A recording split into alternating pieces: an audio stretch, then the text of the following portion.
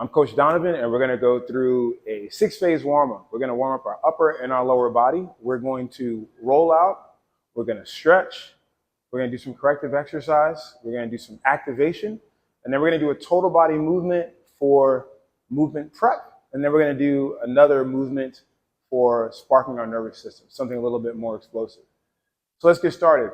Soft tissue work. We're going to roll out. We're going to roll our lats to start. So I've got my roller here. And let's just say right now it's running north and south. I'm going to roll east and west. So I'm going to lie down on my side. Top leg is going to be in front. Bottom leg can be straight or bent in back. And ideally, I could pick my hips up and I'm going to roll up and down. But feel free to keep your hips on the ground, dragging that leg if you need to. Putting my body down gives me a little bit more support. And this will feel a little less painful, all right? So I'm going to roll up and down on my lat, that meat right about the armpit, just behind. And I'm going to look for a sweet spot. You'll know it when you find it. You want to just roll just below it and just above that spot. You're going to roll for about 30 seconds. And after that 30 seconds, you're going to go palms down as you go down to your hip and palm up as you go up overhead, trying to create some pain-free movement in that shoulder. All right, so again, we're going to move up and down along the muscle for about 30 seconds. And then we're going to move that joint for another 15. And of course, we would do this on both sides.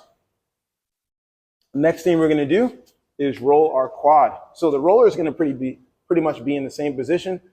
I'm going to get into what looks like a front plank. The leg on the roller is going to be straight. The off leg is going to be out to the side.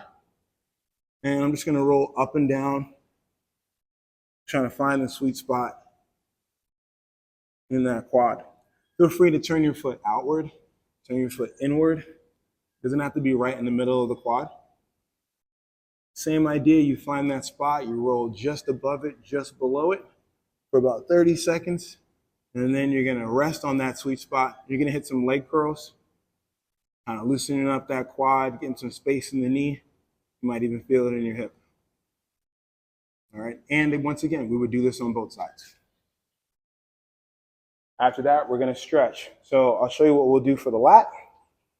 I like to use the roller for this stretch. So one hand is on the floor. My hips are right above the knees. One hand is on the roller. I'm going to roll out, falling into that shoulder, and then returning to all fours. Roll out, falling into that shoulder. I'll hold it for 2 to 3 seconds. Right back in that quadruped position. I'll do this for a set of 5 to 10, depending on how I feel that day.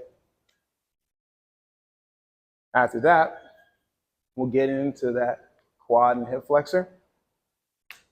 Put our hands on the quads. I'm going to push my hands down into my quad, kind of putting some tension throughout my whole body. That way, the one thing I'm moving is the thing I want to stretch, and I can really focus on that stretch. So I'm pushing down hard into that leg, that front leg. And on my back leg, I've got my toes tucked.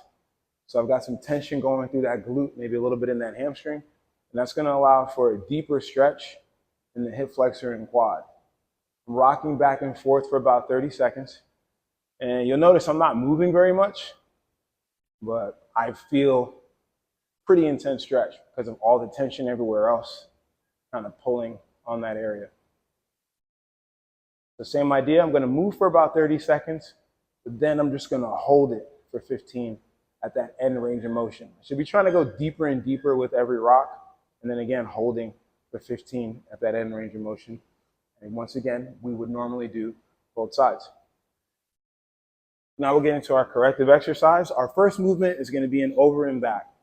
So we're going to take our band here and we're going to hold it at the ends. We're going to go over and back, meaning we're going to go over our head and come back to the front. Every time we come to the front, we're going to move our hands in.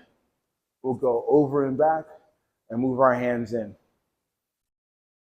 There's no real rule about this, but I like to cap this to about 10 reps. If you can get to 10, good for you. I probably won't get to 10. The other way you know you're done is when your technique isn't very crisp. Like right there, I'm getting to that limit. All right, and coming back. Very hard for me to keep my arms straight. I'm done. That's it. That's all I need. Over and back, just creating some space in that shoulder. After that, we're going to go 2 sets of 10 side lying clams. So I'm going to take this band, put both feet through, and bring the band all the way up right above the knees. I'm going to lie on my arm like a pillow. This way my spine stays in line. My knees and my hips are going to be at about 90 degrees. All right, tuck that tailbone just a little bit. And we're going to pick up our knee and bring it back down. As I'm picking up the top knee, I'm driving the bottom knee into the floor. So even though one knee is working, rather one leg is moving, both sides are working. All right, so I'm driving that bottom knee into the floor. And again, we'll do this for 2 sets of 10 each side. After that, we're going to get into our activation. So our first movement is going to be a scap push-up. So we're going to get into a push-up position, and we're going to squeeze our shoulder blades and then round our shoulder blades. Fall between the shoulders and then come back out. Fall between the shoulders and come back out. Now, while I say fall, I'm not just falling, I'm squeezing my shoulder blades and then I'm stretching them out. So we're going to do that for a set of 10, and then we're going to follow that up with glute bridges. Our glute bridges here, we're lying on our back. Our feet are going to be about shoulder width, and we want to drive those knees out. They don't have to go super wide where I'm just flopping outside, but I want to be mindful that I'm actually trying to separate my knees so that my glutes are doing what they're supposed to do.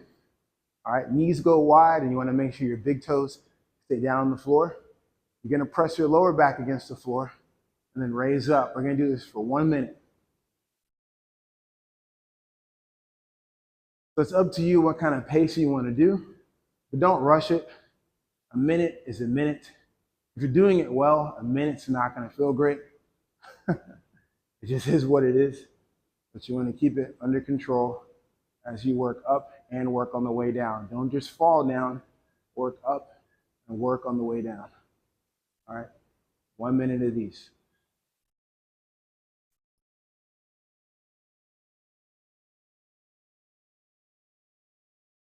All right, the next movement we're going to do is a banded jerk. So we're actually going to do 3 different movements that are more or less the same, but 3 different movements for 5 reps each. So that'll be our 3 sets of 5 of this banded jerk. So the first version we're going to do is both feet in the band, and we start with the band up at chest height.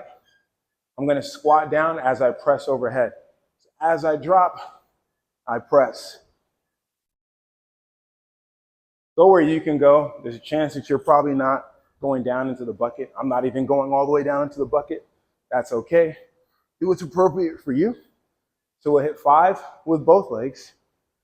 And then we'll do this with a reverse lunge. Same mechanics with the upper body, but on the lower body, we're going to do a reverse lunge. So I'm going to step back, squatting with 1 leg. Again, we're going to go for 5. And then, of course, we would switch for 5. Now, last part of our warm-up, we're going to do that explosive movement.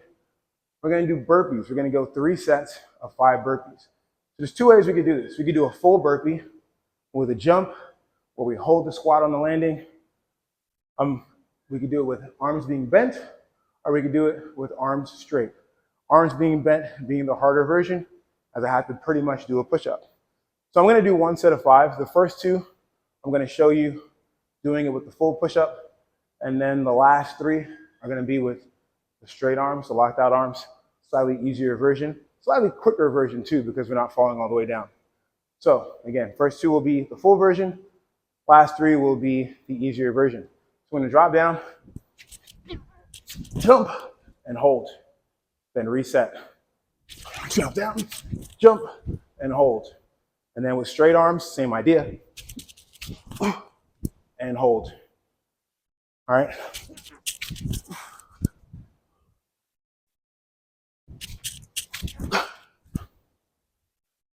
And that is our warm-up. Let's get to work.